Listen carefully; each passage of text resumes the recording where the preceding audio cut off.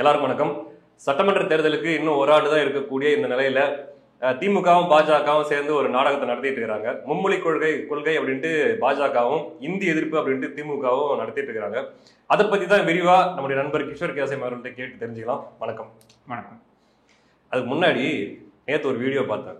சேகர் பாபு அவர்கள் பேசியிருந்தாரு. என்னன்னா, தமிழ்நாட்டில் எந்த பக்கம் திரும்பினாலும் அப்பா அப்பா என்று தளபதியை நோக்கிய குரலும், அண்ணா அண்ணா என்று எங்கள் துணை முதல்வரை நோக்கிய குரலும் ஒலிச்சிட்டு இருக்குது அப்படிங்கிறாரு. சேகர் பாபு பாத்ரூம் போனா கூட அப்பா அப்பான்னு குரல் கேட்கலாம். ஏன் அப்படி சொல்றேன்? இல்லை சார், சொல்றேன், புரிஞ்சுக்கிறவங்க புரிஞ்சுப்பாங்க. இதுக்கு நான் என்ன பதில் சொல்ல முடியும்? சரியா?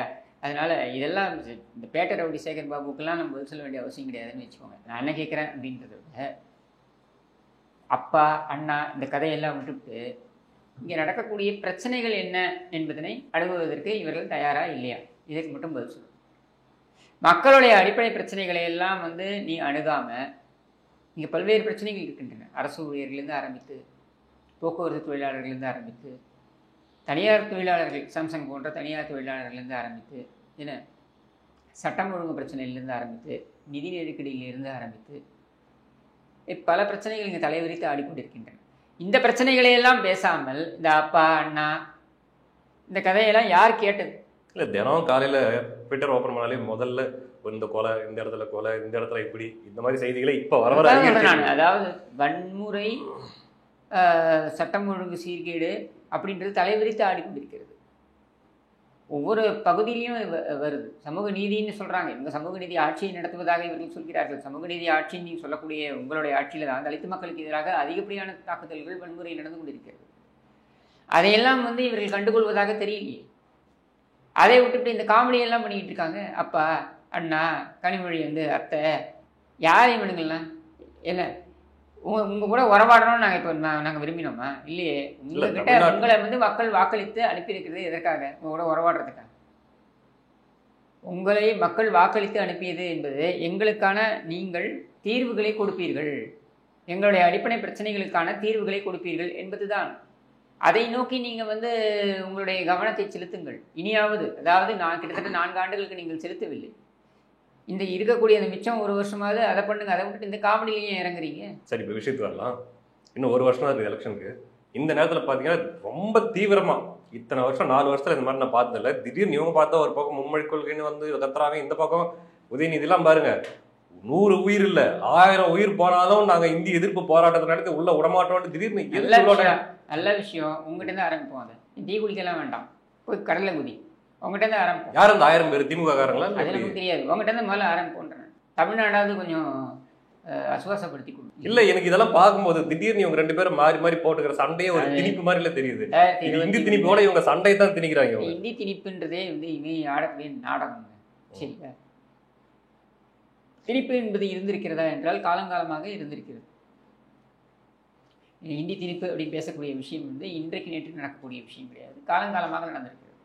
தேசிய அளவில் எந்த கட்சி ஆட்சிக்கு அமர்ந்தாலும், அது காங்கிரஸாக இருக்கட்டும் அல்லது பாரதிய ஜனதாவாக இருக்கட்டும், யார் ஆட்சியில் அமர்ந்தாலும் அவர்கள் திணிப்பு அப்படின்றத உள்ளே கொண்டு வராங்க. அதை நாம் எதிர்கொண்டிருக்கிறோம். இது கூடாது அப்படின்றத சொல்கிறோம். அப்படின்ட்டு இப்போ தென்னிந்தியா எடுத்துக்கிட்டீங்கன்னாக்கா மொழியுடைய தாக்கம் அதிகம், மக்களுடைய உணர்வில் அது அதிகமாக இருக்குது. வங்காளத்திலையும் இருந்தது. ஆனால் வடக்கிற்கும் தெற்குக்குமான பிரச்சனை என்ன, டிஃப்ரென்ஸ் என்ன, வித்தியாசம் என்ன அப்படின்னு பார்த்தீங்கன்னாக்கா, வடக்கில் ஒரு படையெடுப்பு நடைபெற்றது. அது தெற்கு வழி வந்தது. ஆனால் தெற்கில் அதை நம்ம ஓரளவுக்கு முறியடித்திருக்கிறோம்.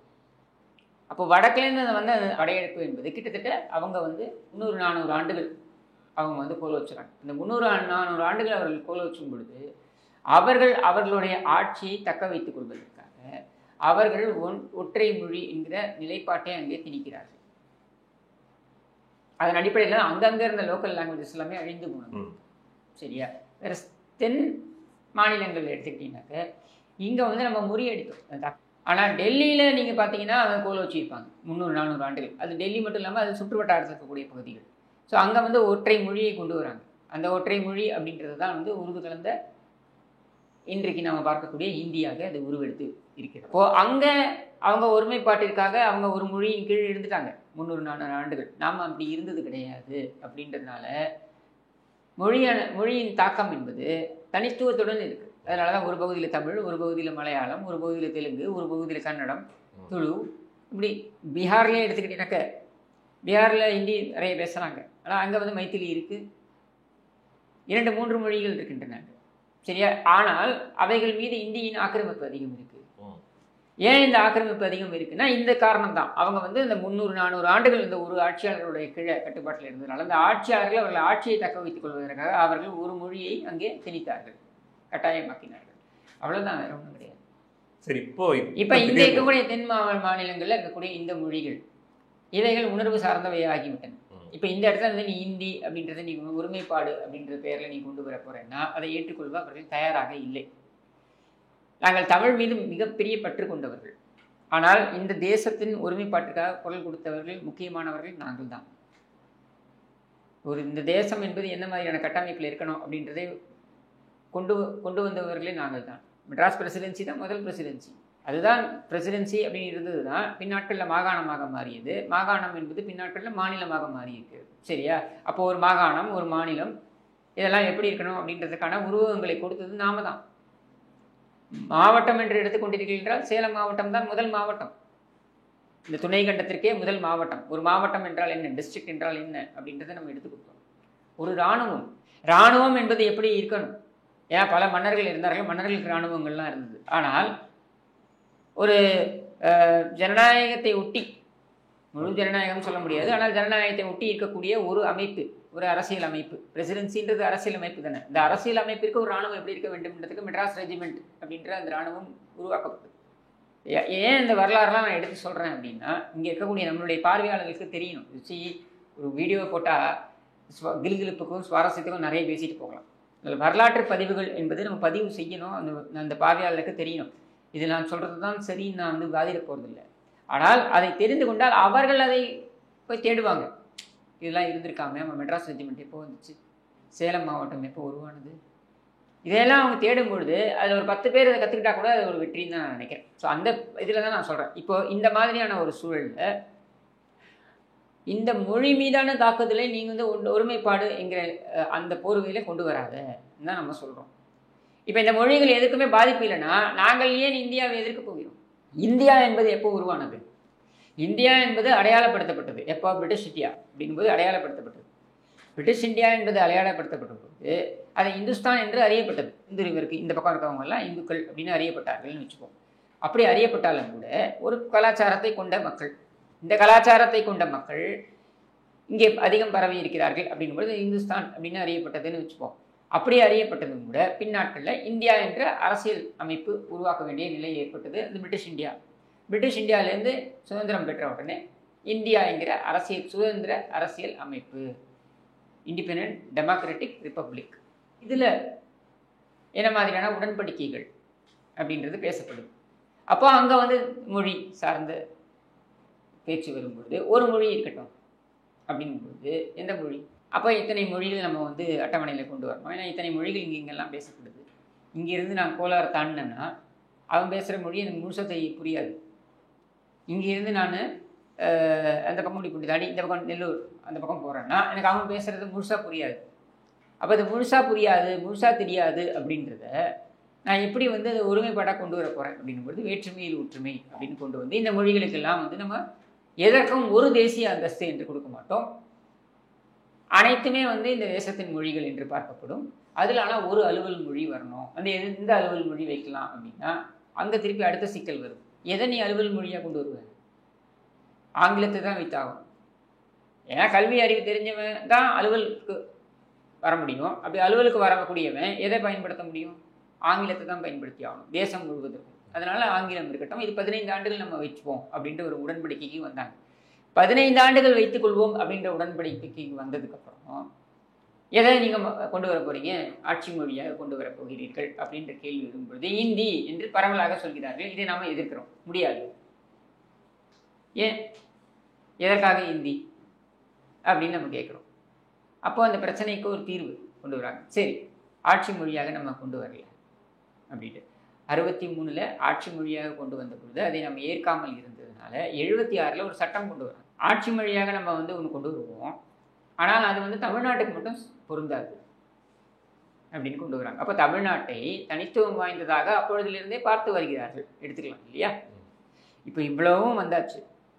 இப்படி இது தமிழ்நாட்டை தவிர மற்ற ஸ்டேட்டுகள் ஆட்சி மொழி அலுவல் மொழியாக கொண்டு வரலாம்னு 1976 ஒரு ஆக்ட் கொண்டு வராங்க. சரியா?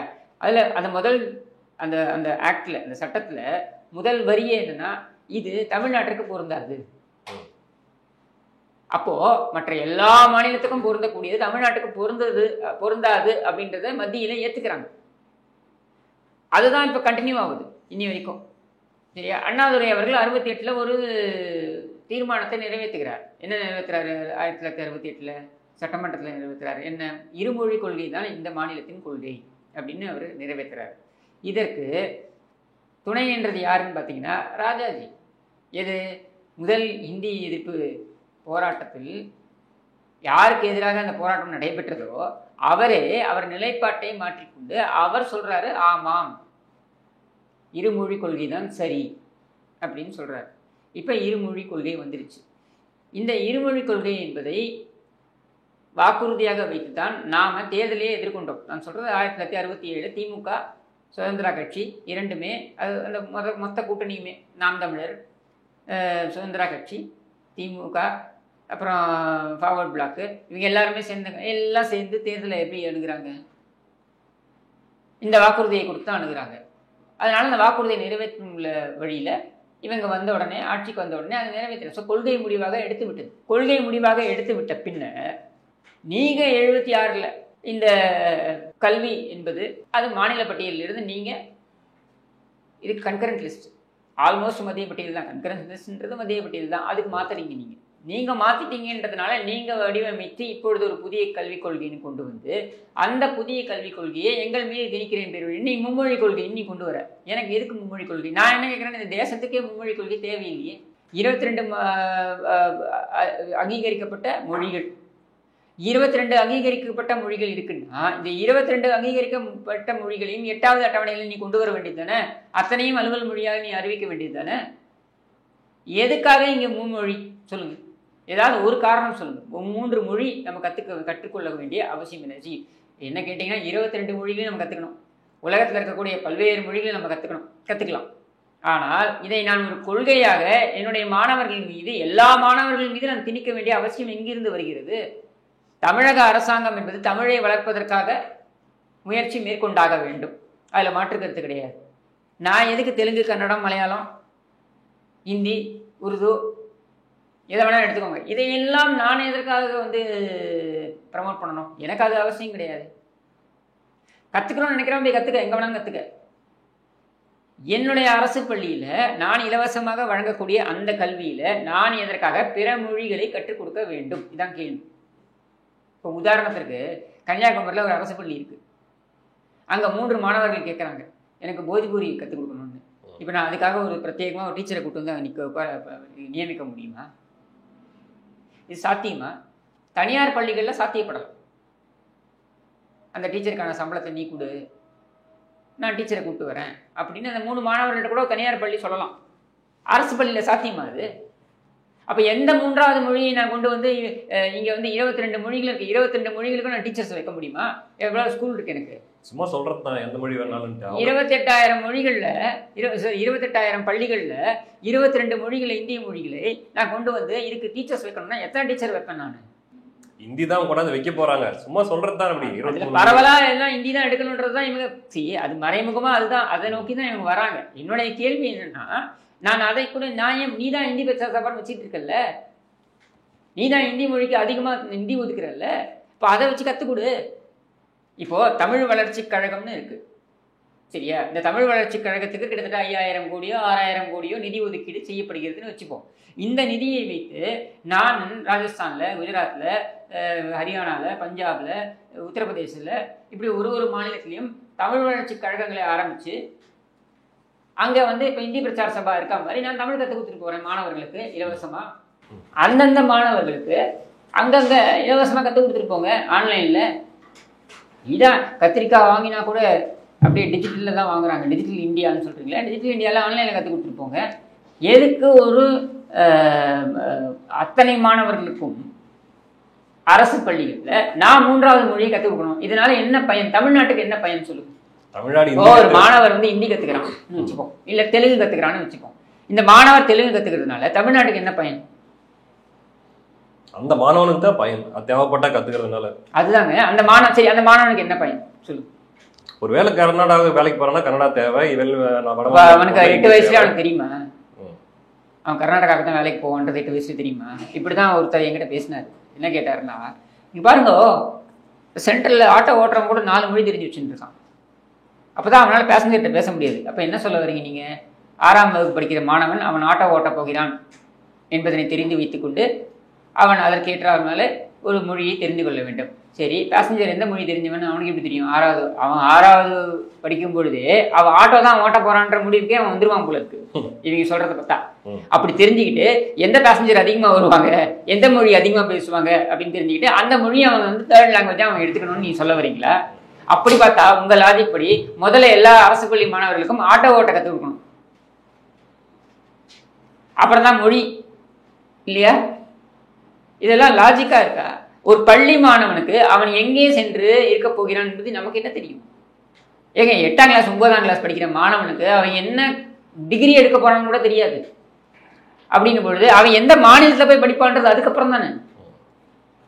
ஒன்றும் இல்லைங்க, அங்கேருந்து ராஜஸ்தான்லேருந்து குஜராத்லேருந்து டெய்லி தமிழ்நாடு வேலைக்கு வராங்க. எல்லாரும் என்ன தமிழ் கற்றுக்கிட்டு வராங்களா இங்கே? அதை தான் நான் சொல்கிறேன். அவங்க அப்படியே நான் என்ன சொல்கிறேன், அப்படி வரக்கூடியவர்களுக்கு நாம வேணால் இலவசமாக தமிழ் அங்கே கற்றுக் கொடுப்போம். அதே மாதிரி நீங்கள் என்ன பண்ணுங்க, உங்கள் செலவில் நீங்கள் கற்றுக் கொடுங்கன்ற. நான் உங்களுக்கு வேணுன்ற நீங்கள் குஜராத்தி கற்றுக் கொடுங்க, உங்களுக்கு வேணும்னா தெலுங்கு கற்றுக் கொடுங்க. தெலுங்கு கற்றுக் கொடுக்கணும்னு நினைக்கிறவங்க இப்போது குகேஷ் ஜெயிக்கிறார் செஸ்ஸில், நம்ம மணவாடு அப்படின்னு சொல்கிறாருல்ல சந்திரபாபு நாயுடு, அந்த மாதிரி உங்கள் மணவாடுகள் இங்கே நிறைய இருக்காங்க இல்லையா? ஒத்துக்கிறேன் நான். அவங்களும் நான் தமிழ்நாட்டை சேர்ந்தவர்கள் தான் அவர்கள், அப்படிதான் நான் அவங்கள பார்க்குறேன். ஆனால் நீங்கள் மணவாடுன்னு பார்க்குறீங்க இல்லையா? அப்போ அந்த மணவாடுக்கு தெலுங்கு நீ உன் செலவில் கற்றுக் கொடு. உன் ஊரில் அதே மாதிரி தமிழை ஏன் செலவில் நான் கற்றுக் கொடுக்குறேன். புரியுதுயா உங்களுக்கு? ஒரு மாநிலமும் அவங்களுடைய மொழியை அவர்கள் பிற மாநிலங்களில் அவர்கள் செலவில் கற்றுக் கொடுக்கட்டும். என் மாநிலத்தில் இருக்கக்கூடிய மொத்த அரசு பள்ளி மாணவர்களுக்கு நான் ஏன் 3வது மொழியை கற்றுக் கொடுக்கணும்? இங்கிருந்து மிஞ்சி மிஞ்சி போனா வெளியில போறவன் பார்த்தீங்கன்னா 7 லட்சம் பேர் இருக்கான். தமிழ்நாட்டில இருந்து 7 லட்சம் பேர் வெளியில போறான் ஒவ்வொரு ஆண்டுக்குன்னு வச்சுக்கோங்க. 8 கோடி மக்கள் தொகையில எவ்வளவு பர்சன்டேஜ்? 1% கூட வராதுங்க. 7 லட்சம் பேர் போறான். 7 லட்சம் பேருக்கு இந்த 7 லட்சம் பேர் எங்க போறான்னா மெஜாரிட்டி எங்க போறான்? பெங்களூருக்கு போறான். ஐடி செக்டாருக்கு அங்கே போகிறான். சரியா? இப்போ ஐடி செக்டாருக்கு அங்கே போகிறவனால சர்வை பண்ண முடியும் கன்னடம் தெரியாமல். ஏன்னா நான் போயிருக்கேன், நான் சர்வை ஆகியிருக்கேன். ஆனால் அங்கே போயினாலும் கற்றுக்குறான். சரியா? அப்போ காலமும் சூழலும் அவன் கற்றுக் கொடுக்க போகுது. எதுக்கு நான் இதுக்காக நான் 2nd ஸ்டாண்டர்ட்லேருந்து படிக்கணுமா? இல்லை நான் 5ஆம் கிளாஸ் வரைக்கும் இல்லைன்னு சொல்கிறாங்க இல்லையா? சரி, 6ஆம் கிளாஸ்லேருந்து நான் படிக்கணுமா? நான் ஏன் படிக்கணும்? எந்த மொழின்னு படிக்கிறது? நான் எங்கே போகணும்னு எனக்கு எப்படி தெரியும்? அமெரிக்காவுக்கு போகலாம், பிரான்ஸுக்கு போகலாம், எங்கே போவேன்னு எனக்கு எப்படி தெரியும்? அப்போது எங்கே போவேன்னு தெரியாத ஒரு நிலையில் நான் எதுக்காக 3வது மொழி? இது ஒரு தேவையில்லாத சுமை. யார் மேலே? அந்த மாணவர்கள் மேலே ஒரு தேவையில்லாத சுமை. இன்னும் ஒரு 4 புக்கு எக்ஸ்ட்ரா, ஏற்கனவே போதை மூட்டை மாதிரி தூக்கிட்டு போகிறான், இன்னும் ஒரு 4 புக்கு எக்ஸ்ட்ராவை தூக்கிட்டு போனோம். இதுக்கு ஒரு எக்ஸாம் எழுதி டென்ஷனாக உட்காந்துருக்கணும், என்ன வரும் ரிசல்ட் அப்படின்ட்டு. எதுக்கு? சரி, இந்த நேரத்தில் இதை எடுத்துட்டு 2 பேரும் மாற்றி அடிச்சுக்க வேண்டியது. ஏன்னா இங்கே என்னன்னா சனாதனம்னு ஒன்று ஒரு நாடகம் போட்டாங்க, சனாதன எதிர்ப்புன்னு. அதில் பார்த்தீங்கன்னா யாருக்கு பெனிஃபிட்டு? 2 பேருக்குமே என்ன பெனிஃபிட்? இங்கே வந்து பாஜக உள்ள வந்துடும் அப்படின்னு சொல்லி இங்கே வந்து இவங்க ஒரு மதச்சார்பற்ற அணி அப்படின்னு சொல்லி இந்த மைனாரிட்டிஸ் கிட்ட இவங்களால சிறுபான்மை மக்கள்கிட்ட இவங்க வந்து ஒரு பில்டப் கொடுக்கறதுக்கு பயன்பட்டது. சரியா? நார்த்ல அவங்க பயன்படுத்திக்கிட்டாங்க. யாரு? பாஜக பயன்படுத்தி கொண்டது. எப்படி பயன்படுத்தி கொண்டது? நம்முடைய சனாதனம். ஏன்னா நார்த்தை பொறுத்த வரைக்கும் நல்லா புரிஞ்சுக்கணும், சனாதனம் என்றால் இந்து தான். அவங்க அந்த இந்து தர்மத்தை தான் அவங்க சனாதனம்னு சொல்றாங்க, அதை மாற்றி பார்க்கறது கிடையாது. அப்படின்னும் பொழுது அங்க அது மிகப்பெரிய ஒரு இது. முக்கியமா மத்திய பிரதேசத்துல காங்கிரஸ் தோல்வியை சந்தித்ததுக்கு முக்கியமான காரணம் வந்து பேசப்பட்டது. சரியா? அப்போ இது 2 பேரும் ஒருவரை ஒருவர் வெறுப்பது போல காண்பித்துக் கொள்வது 2 பேருக்கும் பயன் அப்படின்ற உடன்படிக்கையின் அடிப்படையில தான் இவங்க போறாங்க. சரியா? சனாதனம். சரியா? இந்த சனாதன எதிர்ப்பு எத்தனை கோவிலுக்கும் அத்தனை பேரும் கூட்டம் போயின்னு தான் இருக்கு. நீ என்ன கோவினாலும் போயின்னு தான் இருக்கு. சரியா? அப்படின்னும் பொழுது எதுக்கு திடீர்னு அந்த பேசுற? அடுத்து திருப்பரங்குன்றம். காலங்காலமாக அங்கே மக்கள் ஒற்றுமையாக தான் வாழ்ந்துகிட்டு இருக்காங்க. ஏன் திடீர்னு உனக்கு பிரச்சனை வந்து? இந்த பலிவுட் வருதுன்றது காலங்காலமாக நடந்துகிட்டு இருக்கு. கோவிட் டைம்ல தான் கொஞ்சம் ரெஸ்ட்ரிக்ஷன் கொண்டு வந்தாங்க, மற்றபடி இது காலங்காலமாக நடந்துகிட்டு இருக்கு. ஏன் இப்போ திடீர்னு உனக்கு பிரச்சனையாச்சு? உடனே வந்து நீ வந்து போற கோர்ட்டுக்கு போற, கோர்ட்டில் போய் நீ என்ன சொல்ற? இது அயோத்தி போல ஒரு பிரச்சனையாக வருவதற்கு வாய்ப்பு இருக்குன்னு நீ சொல்ற கோர்ட்ல. வெளியில சொல்லி வச்ச மாதிரி ராஜா ராஜா இது அயோத்தி மாதிரி மாறும் அப்படின்னு அவர் சொல்றாரு. அப்ப என்ன சொல்லி வச்சு பண்றீங்கன்னு தானே அர்த்தம். அது மட்டும் இல்ல, கோர்ட் பர்மிஷன் கொடுக்குது. எது 4 மணிக்கு கோர்ட் ஆர்டர் வருது, 4:30 மணிக்கு எப்படி அங்க 8000 பேர் கூட்டினார்கள் திருப்பரங்குன்றம்குள்ள? அதுவும் எங்க, அது எந்த இடம் எந்த மைதானம் கூட முடிவு பண்ணாம 4 மணிக்கு தான் முடிவு பண்றாங்க. 4:30 மணிக்கு எப்படி அங்க 8000 பேர் கூட்டினாங்க? அப்போ இது முழுவதுமே நீங்கள் பேசி வைத்து செய்வது. இதுவும் பாருங்க, மக்களுடைய அடிப்படை பிரச்சனையிலிருந்து திசை திருப்புவதற்காக நீங்க சொல்றது. எங்க செம்மலை சொல்றாருங்க, அதிமுகவுடைய மூத்த தலைவர் செம்மலை 2021ஆம் ஆண்டு மிக தெளிவாக சொல்கிறார். மத்திய அரசாங்கம் எங்களுடைய இந்த நம்முடைய தமிழ்நாட்டுடைய இந்த இருமொழி கொள்கை என்பதனை ஆமோதிக்கிறது, அதற்கு அது உடன்படுகிறது அப்படின்னு அவர் சொல்றாரு. அப்போ 2021 வரைக்கும் பிரச்சனை இல்லை, 2021லேருந்து 2024 வரைக்கும் பிரச்சனை இல்லை, 2025 இந்த பிரச்சனை வருது. 2025 வரைக்கும் தர்மேந்திர பிரதானுக்கு தமிழ்நாடு என்று ஒன்று இருப்பதே தெரியாதா? இங்க இருமொழி கொள்கை இருக்கிறது என்றது தெரியாதா? அவர்களுடைய கூற்றுப்படியே நான் சொல்றது வந்து இவங்களுடைய திமுகவுடைய என்ஆர் இளங்கோ சென்னை உயர் நீதிமன்றத்துல இந்த கல்விக் கொள்கைக்கு எதிராக ஒரு வழக்கை தொடுக்கிறார், திமுக தொடுக்கிறது. அந்த வழக்குல உயர் நீதிமன்றத்தில் என்ஆர் இளங்கோ என்ன சொல்கிறார், என்ன பதிவு பண்றார்? 2005 2006 வரைக்கும் 15% தான் 17% தான் வந்து மத்திய அரசாங்கத்திலிருந்து மாநில அரசாங்கத்துடைய கல்வித்துறைக்கு ஒதுக்கீடு, நிதி ஒதுக்கீடு. 83% மாநில அரசாங்கங்கள் தான் பார்த்துக் கொள்கிறது கல்விக்கான செலவை. அப்படின்போது 17% தான் அவங்க கொடுத்தாங்க. இது 2005 2006. 2018 அது 8% குறைந்து விட்டது. அப்ப 92% நாங்கள் தான் செலவு செய்கிறோம் கல்வித்துறைக்கு. 92% நாங்கள் செலவு செய்யும் பொழுது 8% பணத்தை மட்டும் நீ ஒதுக்கிவிட்டு, அதுவும் எங்களுடைய வரி பணத்திலிருந்து நீ ஒதுக்கிவிட்டு, நீ யாருடா ராஸ்கல், எங்களை பார்த்து நாங்கள் என்ன மொழிக் கொள்கையை வைக்க வேண்டும் என்று சொல்வதற்கு இதான கேள்வி. அப்போ இந்த 8%க்காக அவங்க கண்டிஷன் போட்டாங்களாம். இவங்க வந்து உடனே அப்பதான் இவங்களுக்கு தெரிய வருதான் இது வந்து பாசிசம் அப்படின்னு சொல்லிட்டு. இந்த நாடகத்தை நீங்க எவ்வளவு நாள் நடத்துவீங்க? திடீர்னு பாத்தீங்கன்னா அண்ணாமலை என்னன்றாரு, தமிழ்நாட்டுல ஹிந்தி இல்லாம போதனாலதான் தமிழ்நாடு கொஞ்சம் பின்தங்கி இருக்குதுங்கிற திடீர்னு சம்பந்தமே இல்லாம. சரி, அப்ப ஹிந்தி படிச்ச மாநிலங்கள்லாம் ஏன் பின்தங்கி இருக்கு தமிழ்நாட்டில்? இல்ல எந்த அடிப்படையில அவர் சொல்றாருன்னு புரியல, நமக்கு புரியல. நானும் அதான் நான் கேட்கிறேன். இப்ப நீங்க இப்ப தனியார் பள்ளிகள்ல ஹிந்தி படிச்சிருக்காங்க, எத்தனை பேர் படிக்கிறாங்கன்னா 3% தான். அப்ப மற்றவர்கள்லாம் ஏன் படிக்கல? அப்ப அங்கேயும் இந்தியை விரும்பல, தனியார் பள்ளிகள்லையும் இந்தியை விரும்பவில்லை அப்படின்னு தெரிய வருது. அப்போ விரும்பாத ஒண்ணு இலவசமாக மாநில அரசாங்கம் எதற்காக கற்றுக் கொடுக்கணும்? இதை மட்டும் நீ சொல்லு. முன்னாடியெல்லாம் 1970கள் 80கள் மத்திய அரசாங்கத்துடைய பணி அப்படின்றதுல நிறைய பேர் சேருவாங்க. ஏன்னா அன்னைக்கு அவ்வளோ ஒரு ஆர்கனைசேஷனும், ஏன்னா அன்னைக்கு பிரைவேட்டைசேஷன் கிடையாது, தனியார் மயமாக்கப்படலை. தனியார் மயமாக்கப்படாததுனால மத்திய அரசாங்கத்துடைய துறைகள் அதிகம் இருந்தது, மத்திய அரசாங்கத்துடைய ஊழியர்கள் அதிகம் இருந்தாங்க. ஸோ அந்த பணிகளில் சேருவதற்கு இந்தி என்பது அவசியமானது. ஏன்னா அவங்க எங்கே வேணாலும் மாற்றம் செய்யப்படலாம், இடமாற்றம் செய்யப்படலாம், டிரான்ஸ்ஃபர் செய்யப்படலாம். இதனால அது தேவைப்பட்டது. இராணுவத்திலையும் அதே மாதிரி இருந்தது. இன்னைக்கு அப்படி இல்லையே. இன்னைக்கு வந்து தனியார் மயமாக்கப்பட்டு விட்டது. தனியார் மயத்தில் தனியார் நிறுவனங்கள் எங்கேயும் வந்து இந்த மாதிரி கண்டிஷன்லாம் போடுறதில்லை. உனக்கு ஹிந்தி தெரியணும்னு கண்டிஷன் போடுறதில்லை. பெரிய பெரிய நிறுவனங்கள்லேயும் நான் சொல்கிறேன், ஒர்க் பண்ணக்கூடியவங்களாம் அவங்க ஆங்கிலத்தை தான் பொதுவாக வச்சுட்டு போகிறாங்க. அப்படின்னு ஏன்னா அவன் சர்வதேச தொடர்போடு இருக்கான், அப்படின்போது அவன் ஆங்கிலம் தான் அவனுக்கு பயன்படுது, அதனால அவன் ஆங்கிலத்தை வச்சுட்டு போகிறான். அப்படின்னு பொழுது இன்னைக்கு அந்த ஹிந்தி படித்தாதான் நீ வந்து முன்னேற முடியும், ஹிந்தி படித்தாதான் உன்னால் கும்படி பூண்டி தாண்ட முடியும்லாம் ஒன்றுமே கிடையாது. இன்னொன்று அவங்க வைக்கிற ஒரு வாதமே வந்து முட்டாள்தனமாக இருக்குது. இப்போ எல்லாருக்கும் பொதுவாக இங்கிலீஷ் இருக்குது, அப்போ வடமாநில இருக்கிறவங்கலாம் இங்கிலீஷ் படித்தா சரியா போகுது. இவங்க என்ன சொல்கிறாங்க, இப்போ பிஜேபிக்காரங்க அவங்களுக்கு இங்கிலீஷ் தெரியாது, அதனால நீங்கள் ஹிந்தி படிச்சுட்டு போங்கன்றாங்க. அப்போ அவங்களுக்கு வந்து இங்கிலீஷும் கற்றுக்க மாட்டாங்க. சரி, அவங்க கற்றுக்கவே வேணாங்க. நான் என்ன கேட்குறேன்னா, அவங்களுக்கு இங்கிலீஷ் தெரியாதுன்னு வச்சுப்போம், சரியா? எனக்கு பெட்டர் தானே. ஏன்னா எனக்கு இந்த தனியார் நிறுவனங்களில் எனக்கு தானே வேலை கிடைக்கும். தனியார் நிறுவனங்கள் வந்து இந்த ஹிந்தின்றது அடிப்படையாக வைக்கலையே, அவன் இங்கிலீஷ் தானே வைக்கிறான். அப்போது அவன் இங்கிலீஷ் படிக்காதது எனக்கு நல்லது தானே. பெருநிறுவனங்கள்ல வேலை வாய்ப்பு அதிகமா, எனக்கு அதிகமா வேலை வாய்ப்பு கிடைக்கல. தமிழ்நாட்டுக்காரன் தான் நிறைய வேலை வாய்ப்பு கிடைக்கல. ஏன்னா நான் இங்கிலீஷ் படிக்கிறேன், நான் தமிழ் படிக்கிறேன். சரியா? தமிழ் நான் படிச்சு ஆகணும். ஏன்னா இது தமிழ்நாட்டில் தமிழை வளர்க்க வேண்டியது என்பது அதாவது தமிழை பாதுகாக்க வேண்டியது, தமிழை வளர்க்க வேண்டியது.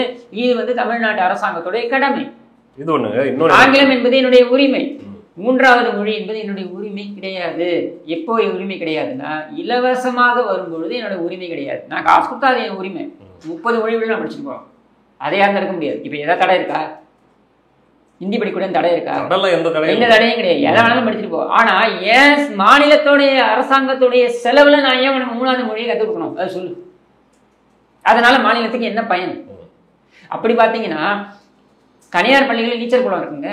ஒரு அரசு பள்ளிகளில் நீச்சல் குளம் கொண்டு வர முடியுமா? நீச்சலும் ரொம்ப அவசியம், தெரியுமா?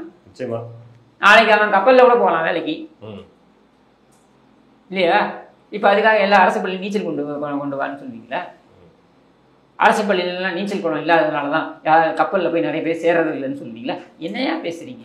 இல்லை, அது மட்டுமே மத்திய அரசு சார்பாக தமிழ்நாட்டுக்கு எல்லா தமிழ்நாட்டில் இருக்கிற அனைத்து அரசு பள்ளியிலும் நீச்சல் குளம் நான் கட்டித்தரேன் மத்திய அரசு. அதை தான் கேட்குறேன் நான். இது பைத்தியக்காரத்தனமா இல்லை. நீங்கள் யதார்த்தத்துக்கு வாங்க. இதில் பெரிய பிரச்சனை என்னென்னா, இங்கே ஹிந்தி அரக்கன், ஹிந்தி தெரியாது போடா, நான் அப்படிலாம் சொல்ல மாட்டேன். என்னை பொறுத்த வரைக்கும் ஒவ்வொரு மொழிக்கும் ஒரு தனிச்சிறப்பு உண்டு. ஒவ்வொரு மொழியும் நான் மதிக்கிறேன். சரியா? என் கேள்வி 3வது மொழியை நான் எதுக்கு படிக்கணும்? இன்றைய ஏஜில், இந்த காலத்தில் நான் ஏன் படிக்கணும்? சரி, நான் படிக்கணும்னே வச்சுப்போம். நான் 30 மொழியும் படிக்கணும்னு கூட நான் நினைக்கலாம். சரியா? ஆனால் அரசாங்கம் எதற்காக இதை ப்ரமோட் பண்ணணும்? நான் தமிழை ப்ரமோட் பண்ணுறது என் கடமைப்பா. ஆங்கிலம் உனக்கு அவசியம்ப்பா. இதை ரெண்டையும் நான் பண்ணுறேன். மற்றதை நீ வெளில கற்றுக்க. எந்தெந்த மொழியை பரப்ப வேண்டும் என்று எந்தெந்த மாநிலங்கள் நினைக்கிறதோ அந்தந்த மாநிலம் பரப்பட்டோம். இப்போ தெலுங்கு படித்தவன் இங்கேருந்து ஆந்திராவுக்கு தானே போகிறான். அப்போ அவனுக்கு தான் நாங்கள் வேல்யூ எடிஷன், அவங்க கற்றுக்கிட்டோம். அதே மாதிரி நான் மற்ற மாநிலங்களில் யாரெல்லாம் தமிழ்நாட்டுக்கு வரணும்னு நினைக்கிறாங்களோ அவங்களுக்கு நான் தமிழ் கற்றுக்கிட்டேன். எனக்கு புரியாத ஒரு விஷயம் ஒன்று இருக்குது. இதில் பாஜகக்காரன் சம்பந்தமே இல்லாமல் ஏதோ வாதங்கள் எடுத்து வைக்கிறான். பைத்தியகாரத்தனமா இங்கே எதுக்கு ஹிந்தி தேவைன்றதுக்காக வேண்டி.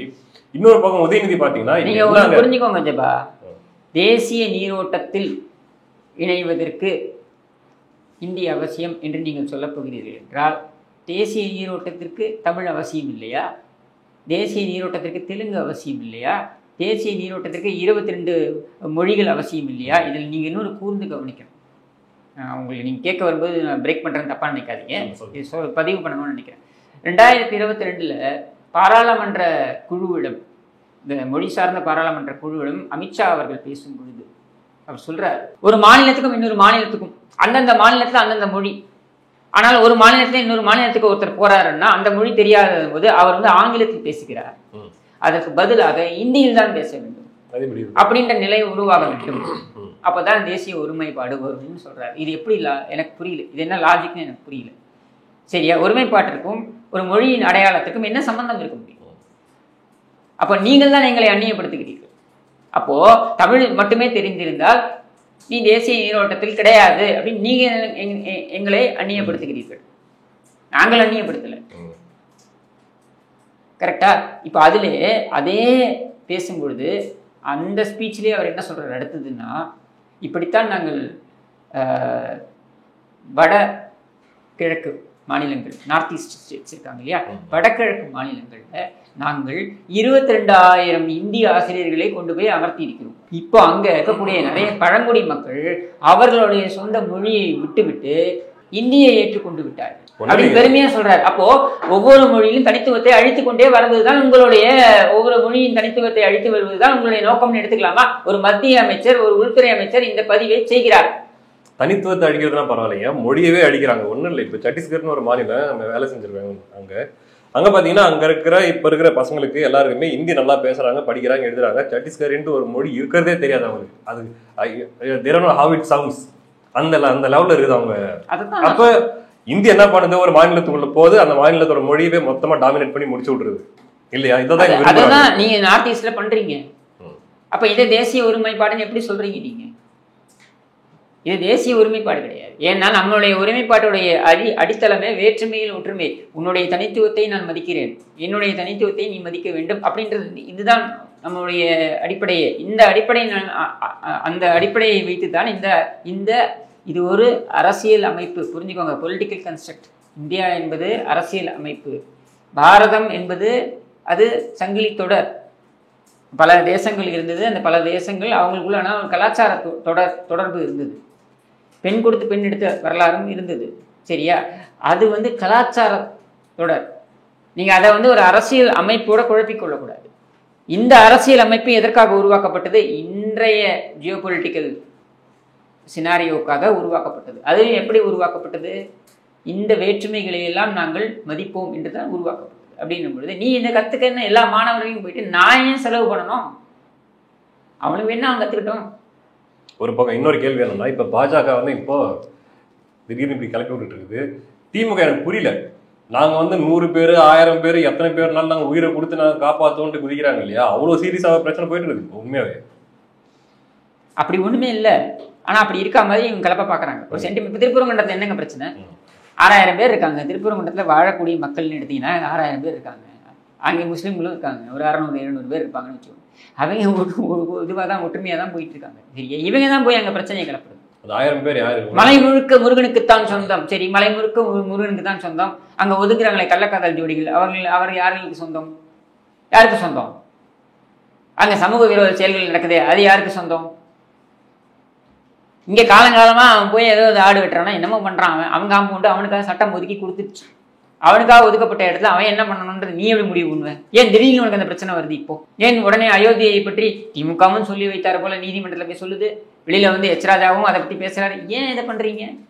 சரியா தேர்தல் நெருங்கக்கூடிய இந்த நேரத்தில் திருப்பரங்குன்றத்தை வச்சு மறுபடியும் முஸ்லீம்களுக்கு ஒரு அச்சத்தை காட்டி உங்களுக்கு நாங்கள் தான் பாதுகாப்பு அப்படின்ற தோற்றத்தை ஏற்படுத்தியாச்சு. இப்போ மறுபடியும் தமிழுக்கு நாங்கள் தான் பாதுகாப்புன்றதுக்காக வேண்டி இப்போ இந்தி ஒரு புண்ணாக்கு பாதுகாப்பும் கிடையாது. நான் என்ன சொல்ல, போராட்டத்தை ஆரம்பி, நீ முதல்ல நீ போய் குதி. சரியா? இதுக்கு ஆன்சர் விஜய் சிபிஎஸ்சி பள்ளி வைத்திருக்கிறாரு, அவர் சிபிஎஸ்சி பள்ளிகள் வைத்திருக்கிறாரு. உன்னோடைய சிபிஎஸ்சி சட்டப்படி தானே வச்சிருக்காங்க? திருட்டுத்தனமாக வச்சிருக்காங்களா?